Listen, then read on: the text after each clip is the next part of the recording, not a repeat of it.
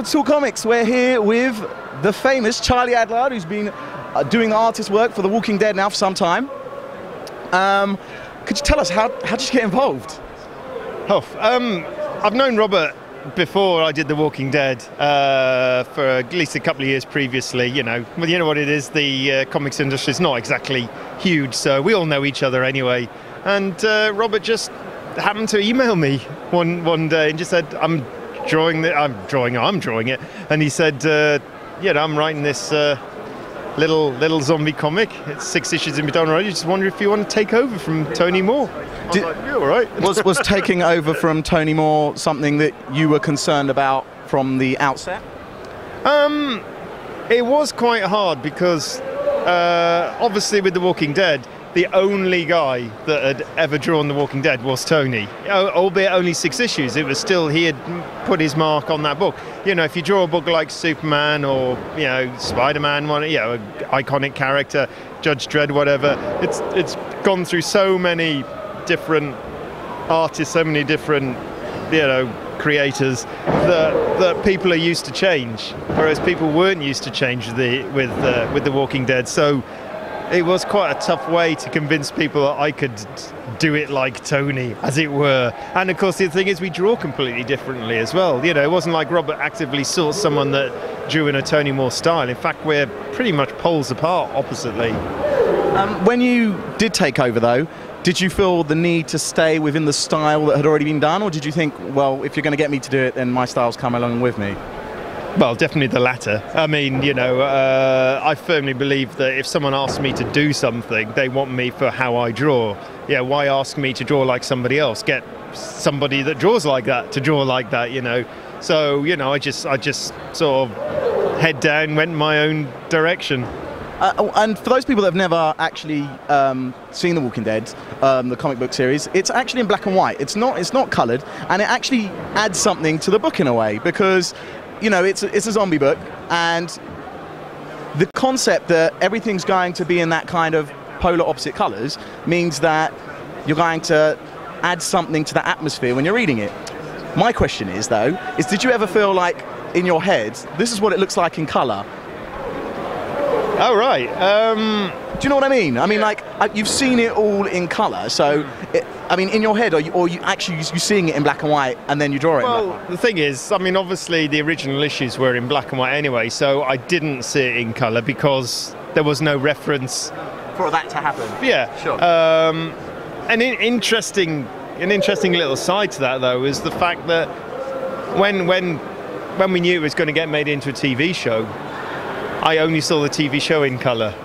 I never, ever once imagined it in black and white. Yeah, loads of people have asked me and said, are you annoyed that it's in black and white, or what do you think about the fact that it's colour? I just thought, well, I never even considered it. I just naturally assumed it would be in colour, and I literally visualised it in colour.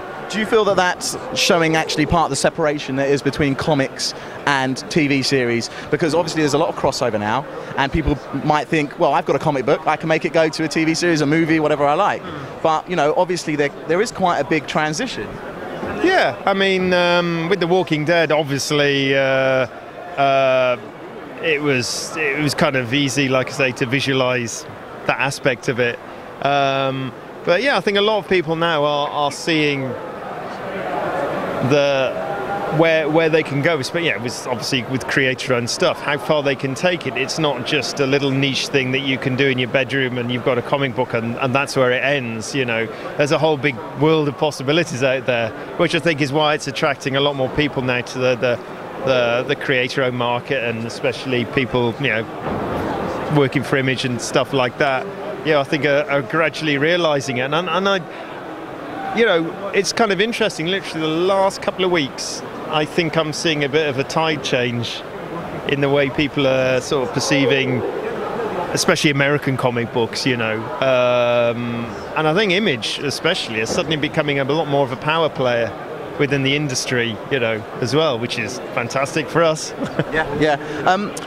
One of my favourite books, I'm not too sure what issue it is, but it's Volume 8. I remember Volume 8 because in it there is a particular scene after Michonne has had her issues. I don't want to go into too much detail because I want you to go and read it because it's amazing. But if you have read it, then you know exactly what I'm talking about.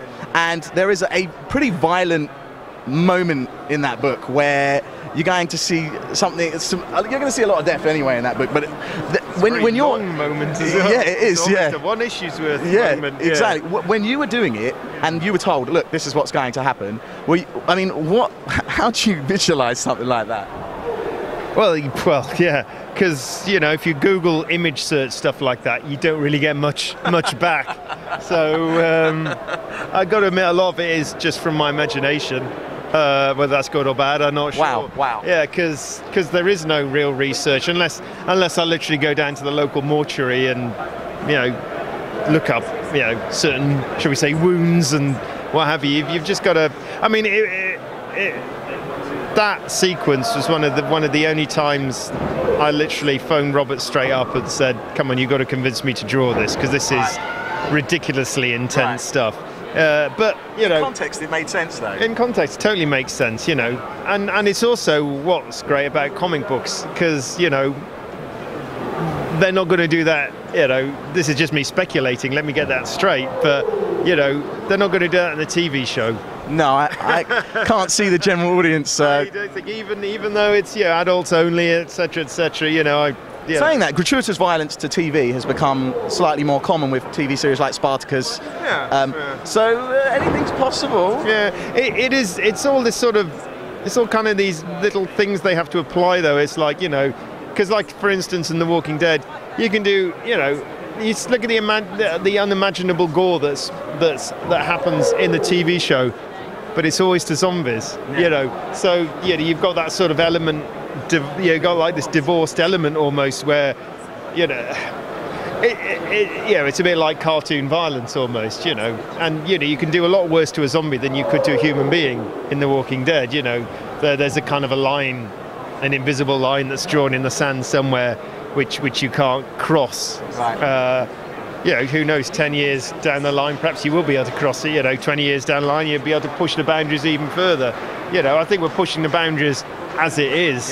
And that's not just with us in TV in general, and it's kind of great to see that these boundaries can be pushed, and you're not so limited to stuff. And I'm not just talking about gore now, I'm just talking about so many other different ways to approach doing stories and have you, and it's an exciting time actually for television. We're about to see issue 100. That's a centennial mark. Are you planning on staying on for the rest of the trip, or are you worried that you might be typecast and so later be asked to do more zombie work, and you'll be like, no, I want to do something else? Well, I mean, I actively seek non-zombie work out of doing The Walking Dead. The last thing I want to do when I'm doing something else anyway, even now, is do another zombie comic. I'm constantly turning down offers to do whatever because it's zombie. I kind of, then there's another level where I'm trying to turn down horror stuff because I'm not too keen, unless it's the best story I've ever read. Not too keen to do horror stuff. What about sci-fi? We haven't seen some sci-fi for a long time. I'm actually doing some sci-fi. Anything you can tell us about? Oh yeah, well, I mean, Robert announced it last year at San Diego. Rob and I are doing a European-styled graphic album, as they're called there, bande dessinée, which is called The Passenger, and it's a science fiction thriller. So totally different. I get to draw spaceships and lots of long corridors, which is always obviously de rigueur in science fiction. But but it's slow work because it's a European. It's like really detailed, lots of panels per page, all this sort of stuff. But yeah, it's totally different. I'm totally out of my comfort zone, which is great, which is exactly what I want. So that's the stuff I actively seek outside of The Walking Dead. Stuff like that. It's great. Is it black and white or is it all fully colour? No, it'll be colour. This one. No. Are you colouring it? I'd love to colour it. I just don't have the time. If only I had the time to do everything. It'd be great. But you've got to give up some things. We haven't even discussed the colourist yet because I'm still. Rob hasn't even finished writing the script. I'm about halfway through drawing it, you know. But you have a storyline outline then, because you're drawing it already. He hasn't got the script, but you know. Well, no, he's done up to a certain page number with the script, and then I've done up to whatever. Makes sense. So yeah, no, it's an exciting time. It's exciting because it's, like I say, something different, something interesting. You know, hopefully it'll show Robert is more than capable of doing this sort of stuff. Hopefully it'll show that I'm more than capable of doing this stuff. But you know, I've got a couple of other. I do really love the French industry, so I've got a couple. I'm talking constantly with Delcourt, my French publisher of The Walking Dead. You know, they're one of the biggest publishers in France. Talking to them about doing something original. I'm talking to a company called Soleil, which I did a bande dessinée album a few years back called Breath of the Wendigo, which has just been reprinted in English over here, and talking to them about something which is quite an exciting project, but I keep having to I really want to do it, but I keep having to sort of step back from signing the official contract, because it's just, as I know, as soon as I sign the contract, I'm committed to a certain time, and I just cannot give them that time, and it's frustrating, but that's the price of fame. Some time ago, we did an interview with Pat Mills, and he said that his original goal was to get to France, Angoulême, the whole massive European market. Pat's done it. He's done that. That was his goal. So, would you say the same, that it's not necessarily so much the American market, but also you have that French market you really want to aspire up and the top? I'm a lot more interested in doing stuff for France than I am doing stuff for Marvel and DC. No offense, but it's just, that's my more my kind of thing. I'm really not interested in doing superheroes or whatever. I'm more interested in doing stuff like Walking Dead and stuff the French can give me, because we all know the French market is completely varied. You can do so many different genres, and they're all sort of on an equal level. It's not so dominated by one specific genre. So I'd be more than happy if literally for the rest of my life I could work on The Walking Dead and do a French album every 1 or 2 years. It would be that would be great. For all those Walking Dead fans, they would kill me if I didn't ask you. If we got a lot of surprises coming up for issues 98, 99, 100, etc. Yes. I mean, that's it. Have you had any moments where you've just gone, what? Well, I got to admit, literally 98, which I presume will be coming out in the next week or so. There is a moment there where I just went, because I wasn't expecting it. I know what's happening in issue 100, so I know what to expect there. But Robert, will it be a surprise for us all? Well, I like to think so. Right. Yeah, no. It's going to be a very exciting issue. We're going to do something fun, quite special. Well, every issue's special. Yeah. Well, thank you very, very much for talking to Talk Comics. He was Charlie Adlard. I'm Ellie Maman, and I will see you again soon.